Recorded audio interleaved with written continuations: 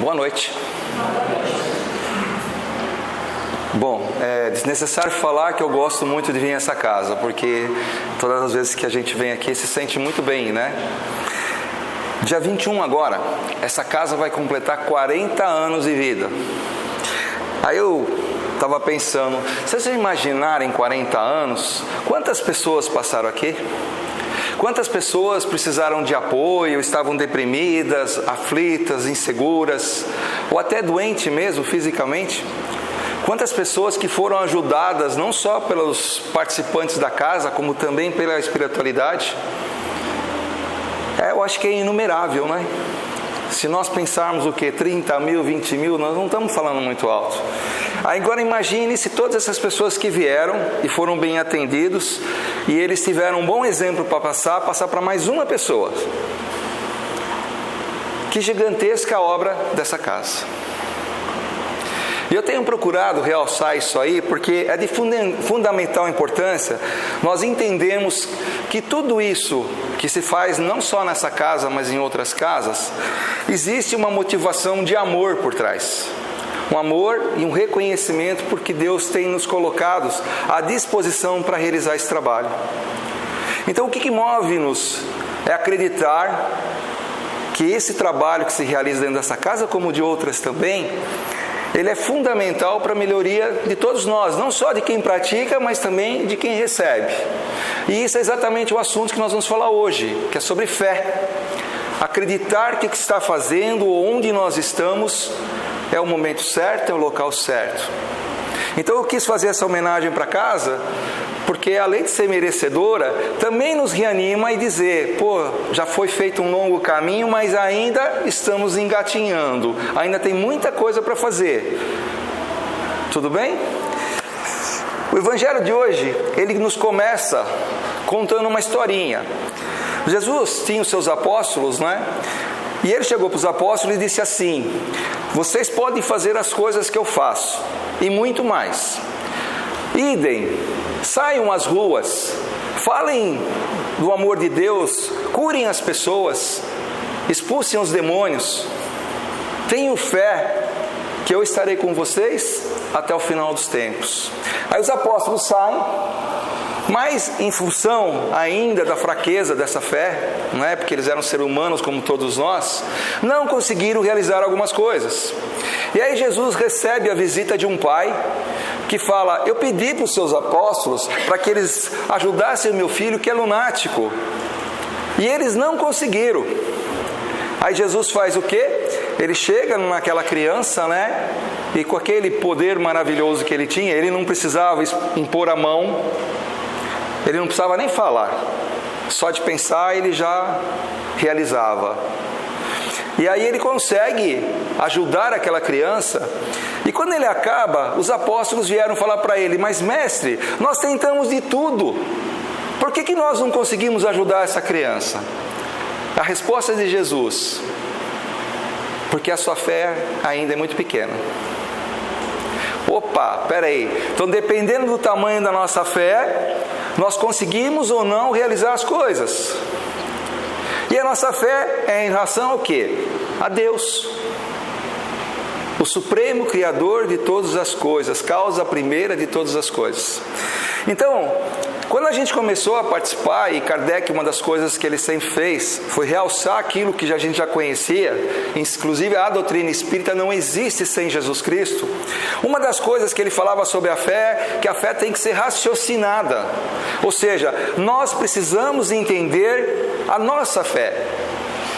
Eu não tenho que acreditar no que o Nestor vem aqui falar e diz assim: faz isso, que isso é o correto.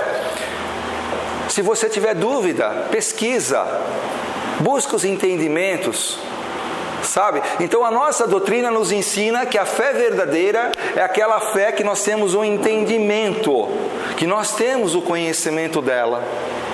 Então esse tem que ser o nosso primeiro passo. Eu acredito em alguma coisa porque faz sentido para mim? Se não faz, vamos buscar as respostas. Então, ao longo das palestras que todos nós ouvimos, quando vocês tiverem qualquer dúvida, questionem, pesquisem, busquem nos nossos livros, principalmente os livros de Kardec, que ali tem a base de todos os nossos entendimentos. Então é importante nós falarmos de fé, mas falarmos voltado para esse lado da fé raciocinada, da gente ter conhecimento. E aí Jesus, nesse mesmo capítulo, ele dizia assim: se vocês tiverem a fé do tamanho de um grão de mostarda, vocês iriam para aquela montanha, saia dali, e ela se removeria. 2 parâmetros. Primeiro, o grão de mostarda na época era considerado o menor grão de todas as espécies que a gente já tinha. Hoje já não é mais assim, já se descobriu outros, mas na época era assim. Segundo, será que Jesus queria realmente que nós começássemos a mexer com isso? Pegar uma montanha, colocar de um lado, pegar uma outra montanha, pegar do outro? Que tipo de montanha que Jesus falava? Jesus falava das montanhas das nossas dificuldades, dos nossos problemas, das nossas incertezas, das nossas inseguranças. O que Jesus estava dizendo com isso? Se você tiver fé, você é capaz de arrancar tudo aquilo que não te faz bem. Você é capaz de mudar seus problemas, você é capaz de lutar, vencer. Nada pode te atrapalhar se você tiver a fé no Deus verdadeiro. É isso que Jesus falava. Então, é mais difícil até isso, por quê? Porque nós estamos falando de remover coisas que estão dentro de nós. Não é algo palpável, não é? Vamos supor que eu fosse egoísta. Eu sou, tá? Mas vamos supor que eu fosse egoísta. Tem algum remédio que eu possa tomar para poder eliminar o egoísmo dentro de mim? Não, né?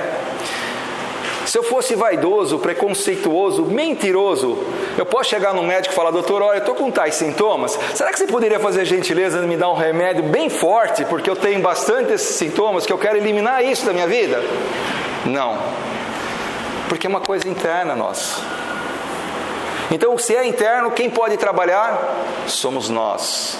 Não adianta nós encontrarmos uma pessoa, ela nos der conselho, vocês virem numa palestra, verem uma coisa tão bonita, motivar vocês a uma mudança, se no fundo vocês, através do livre-arbítrio, ou nós, através do livre-arbítrio, não quisermos. Não adianta nada. Vocês podem assistir uma palestra, sair chorando, comovido, vai passar 1, 2 dias, se perguntarem qual foi o tema da palestra. A palestra foi boa, mas eu não lembro bem o tema. Isso acontece. Por quê? Porque não entra no nosso coração. Quando entra no nosso coração, a gente não esquece. Por quê? Porque a gente quer colocar em vida isso. Então, quando a gente assistir alguma coisa e aquilo não nos marcar, podem ter certeza que não entrou no nosso coração. Nós podemos ter ficado sensibilizados naquele momento, mas não entrou com a capacidade de transformação, porque a fé transforma as pessoas.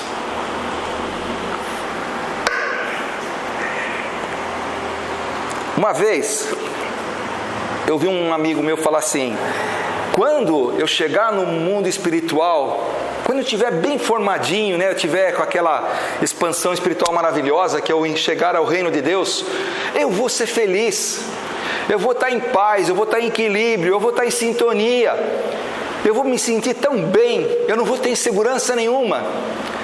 Aí eu falei para ele assim: desculpa discordar de você, mas você não vai encontrar no reino de Deus felicidade, não vai encontrar paz, não vai encontrar harmonia.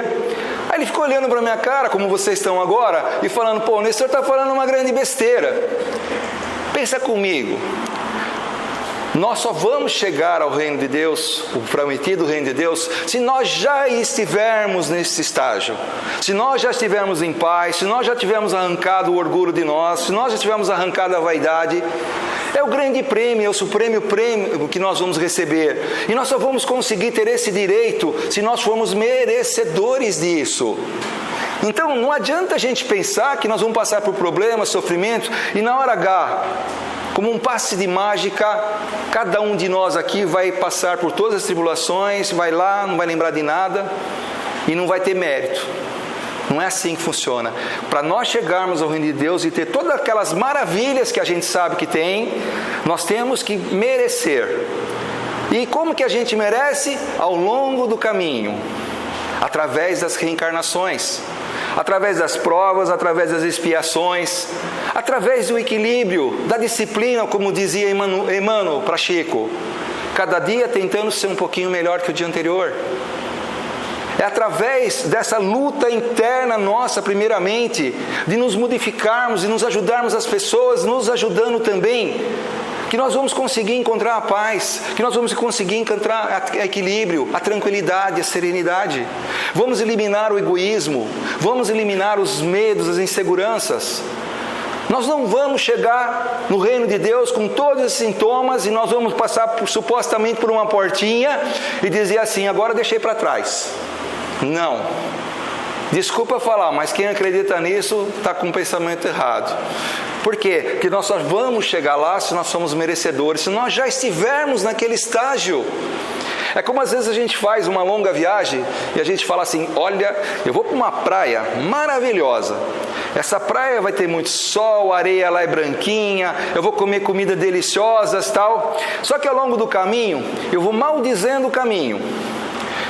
Há calor, a estrada é ruim, olha como tem motorista que não presta atenção no que está fazendo.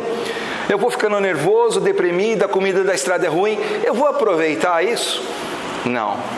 Por isso que a gente diz que o importante, lógico, é o destino, mas é importante você curtir o caminho, você aproveitar o caminho. E quais são os nossos caminhos? Reencarnações. Esse supremo prêmio de Deus que nos dá por sua misericórdia, porque nós não somos merecedores. Então nós temos que acreditar sim que nós fazemos parte de um processo, de um plano de Deus, que Deus está no controle sempre. Ele nunca perdeu o controle da humanidade e nunca vai perder. E Ele permite que através do nosso livre-arbítrio nós paguemos por aquilo que nós fizemos. Não tem vítimas, já falei isso aqui, vou falar de novo, não tem vítimas. Tudo que nos acontece na nossa vida, a gente pode não entender tudo, aparentemente não encontrar uma razão para isso, mas nós somos responsáveis, porque senão Deus não seria justo. Deus não seria justo estar ao nosso lado.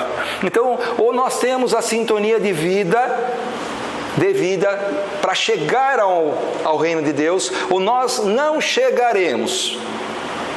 Então não adianta ficar pensando, se Deus me livrasse, eu fosse direto para o reino de Deus, eu estaria mais tranquilo. Tem que passar por tudo isso. Tem que passar. Não dá para fugir nisso. Ficou claro esse conceito? Não é? Porque a gente fica pensando lá na frente, mas esquece que é o caminho que nos leva até lá. E Deus, Ele se liga pelo amor. E nós vamos se ligar a Deus se nós estivermos em sintonia de amor com Ele. Do contrário, nós vamos bater na porta, né? Isso é lógico, bem superficialmente falando, e nós vamos ouvir falar, quem é você? Não, eu sou o Nestor aqui, eu vim para o tal de reino de Deus. Olha, não chegou sua vez ainda não, volta e continua a sua caminhada. Por quê? Porque Deus é justo. Será que Ele vai colocar para dentro alguém que merece, que desmerece? Não. Ele vai colocar somente aquele que já está preparado para isso. E a fé, eu digo que a fé é o artigo de luxo de todos os cristãos, que vai nos impulsionar a isso, que não vai dar força para enfrentar as dificuldades, os problemas, para enfrentar tudo que a gente tem na vida. Então, eu coloquei aqui alguns tópicos que eu entendo como sendo principais para a gente entender como funciona realmente esse nosso processo, o nosso dia a dia, a nossa fé, como é que a gente chega lá. Então eu coloquei assim, primeiro, é que nós temos que acreditar, somos espíritos eternos em caminhadas temporárias. Hoje eu estou aqui como Nestor, numa outra encarnação eu tive um outro nome, na próxima vou ter outros, porque eu vou voltar. Já que a reencarnação é uma evolução e ainda não estou próximo, então a tendência é que eu volte. Todos nós aqui, eu acho que nós vamos passar por isso, né? Infelizmente ainda talvez algumas dezenas, centenas de vezes. Então, a primeira condição, que nós somos espíritos eternos em caminhadas temporárias. Segundo, por que nós damos muito valor à parte material? Se nós somos espírito, eu não poderia estar aprendendo lá na espiritualidade? Eu não poderia ficar lá sem um sofrimento físico? Aí o Kardec nos diz que o momento ideal para o aprimoramento das nossas falhas, para pagar as provas e passar por expiações, é na vida material. É um momento onde nós temos maiores possibilidades de evolução. Então a gente não pode reclamar da vida.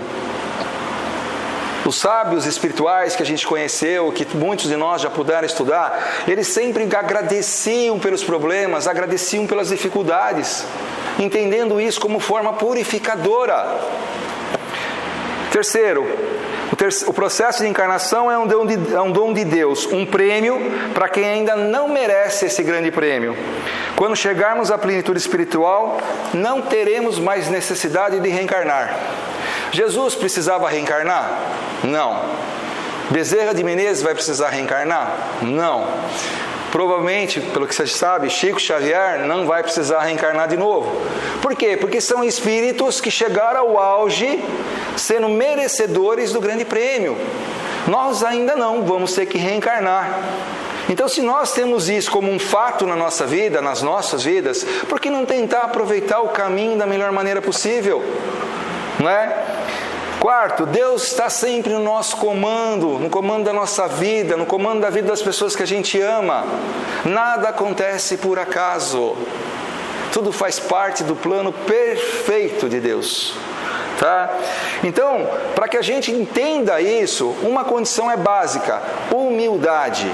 A humildade quer dizer o seguinte: eu sei quem eu sou, de quanto eu preciso de Deus, quanto eu não sei viver sem essa força maravilhosa que é Deus em minha vida. Porque todas as vezes que a gente menospreza Deus através do nosso orgulho, nós estamos nos afastando dele. Vocês já repararam uma coisa? O orgulhoso é aquele cara que está em competição 24 horas por dia. Ele se compara a tudo.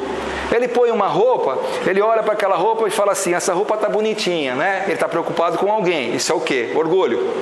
Ele encontra alguém na rua e fala assim: olha, ela tem os olhos verdes, o meu é castanho. Não é? Eu estou fazendo o quê? Uma comparação. Isso é o quê? Um orgulho. Eu fico julgando o procedimento, o estudo da pessoa, a maneira como ela fala.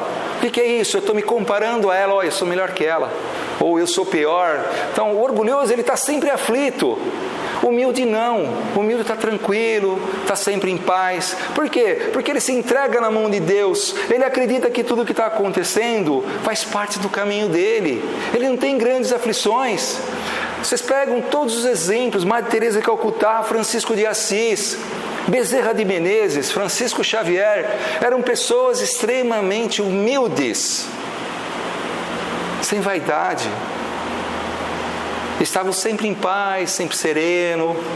Então a humildade é uma característica muito forte disso. Sócrates, você já deve ter ouvido falar em Sócrates, logicamente. Sócrates, um dia, ele foi num templo chamado de Templo de Delfos.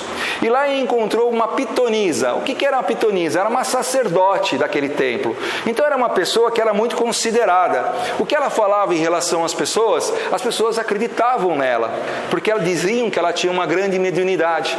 E essa pitonisa chegou para Sócrates e disse para ele: você é o cara mais inteligente da nossa terra.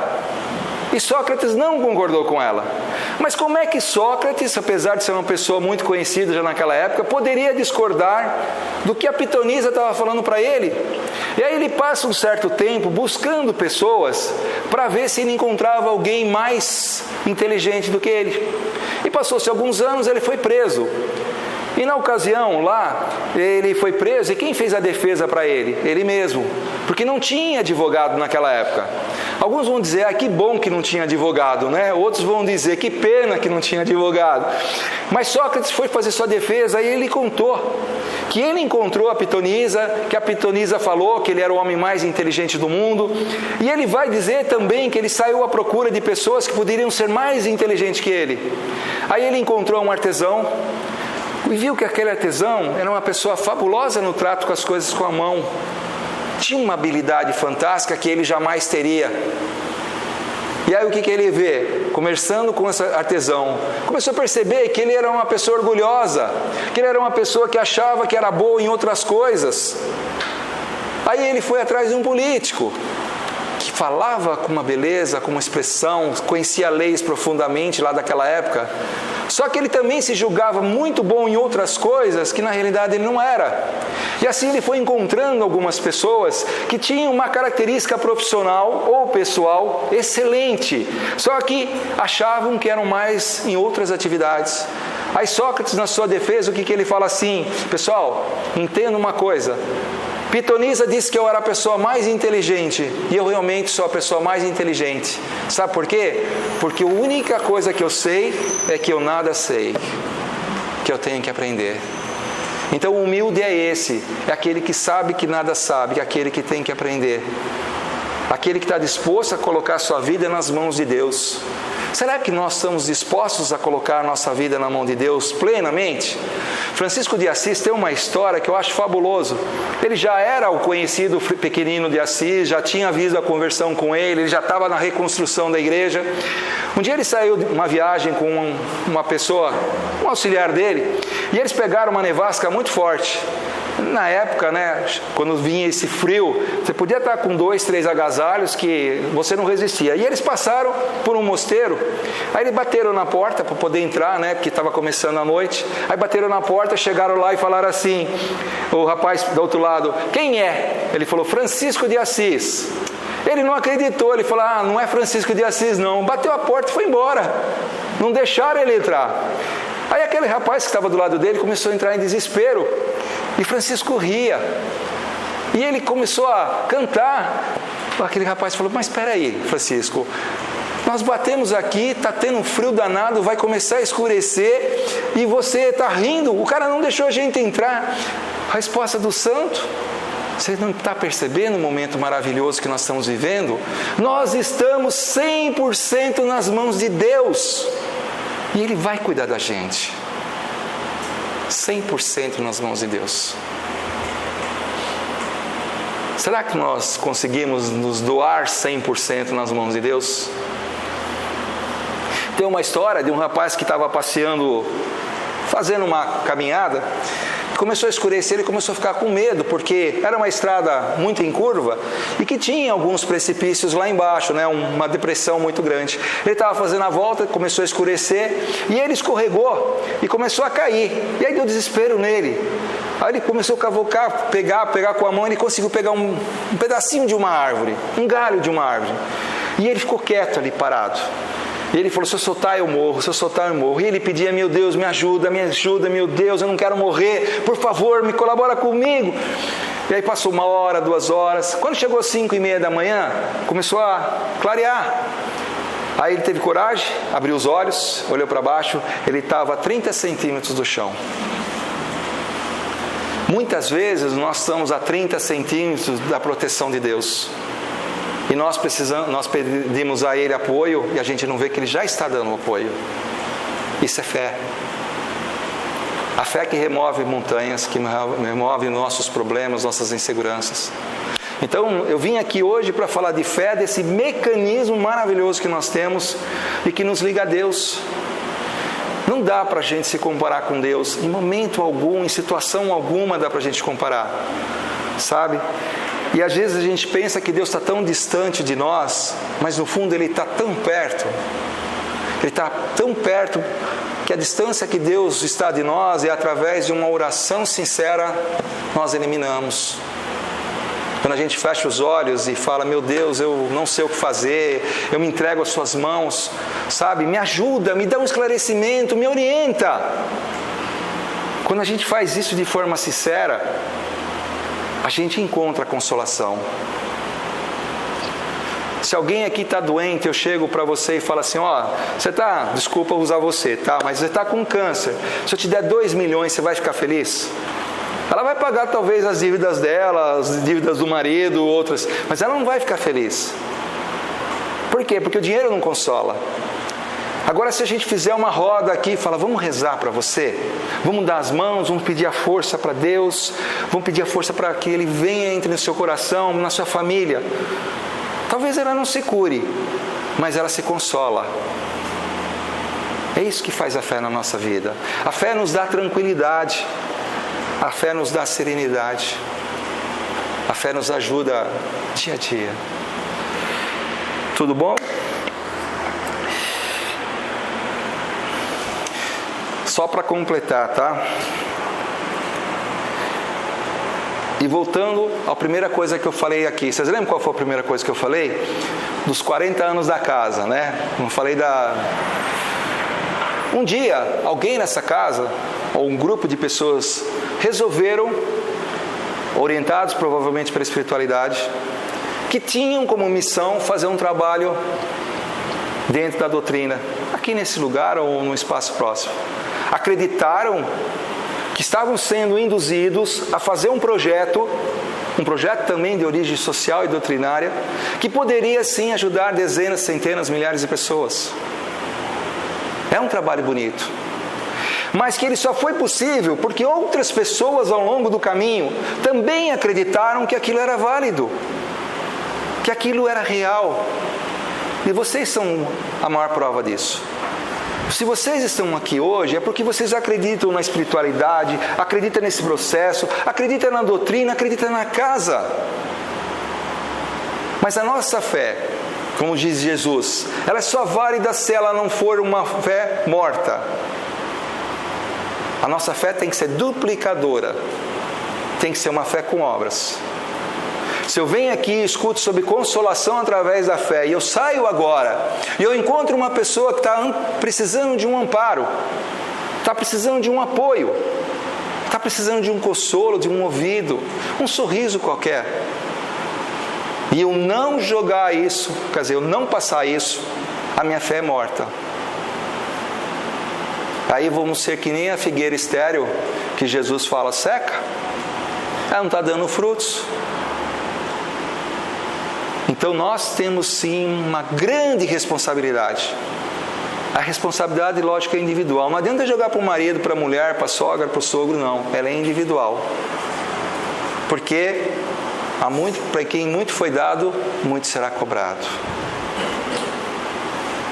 Nós somos merecedores daquilo que a gente tem. Então, se nós queremos ser amados, vamos amar. Francisco não dizia, é dando que se recebe? Quando eu dou meu amor para alguém, de maneira honesta, sincera, eu vou receber esse amor de volta. Pode ser que não seja por ela, ou por ele, mas ele vai voltar para mim. E olha, Deus vê a fundo as nossas intenções. Muitas vezes, a gente faz alguma coisa que todo mundo olha e diz assim, nossa, como ele é bondoso. Ele saiu num domingo à tarde, deixou lá o jogo dele, do time dele, e ele foi passar nas casas para arrecadar alimento para fazer as cestas básicas na comunidade. Nossa, esse cara acredita realmente que isso seja bom. Só que eu saio, e cada casa que eu passo eu fico pensando assim, olha como eu sou bom. Quase ninguém vai largar o jogo dele para poder fazer o que eu estou fazendo. Eu estou agindo com amor? Não. Aí entra o quê? Orgulho. Antagonismo da humildade. E a humildade é o que nos ajuda a entender todo esse processo. Então a nossa fé tem que ser revivida todos os dias. Acordar, agradecer a Deus por estar vivo. Acordar e pedir a Ele que nos oriente do que nós devemos passar e como nós devemos agir. E ter sempre um sentimento de gratidão. Tem 5 conceitos no Reiki que eu gosto muito e eu vou falar rapidamente. Ele começa assim, só por hoje. Não se irrite. Acredite que todas as coisas que acontecem, você tem que passar por isso. Segundo conceito, só por hoje. Não se preocupe. Não adianta você viver o momento passado, onde as coisas não deram certo, e ficar pensando no futuro, se você não vive o momento mais importante da sua vida, que é o presente. Só por hoje seja gentil. Abra a porta para sua mulher quando ela for entrar no carro. Diga como ela está bonita. Agradeça seu filho porque está do seu lado. Seja gentil com as pessoas. Só por hoje, seja honesto em seu trabalho. Enquanto você estiver trabalhando, agradeça a Deus pelo emprego, mas faça tudo o que está ao seu alcance. Seja honesto no seu trabalho na doutrina.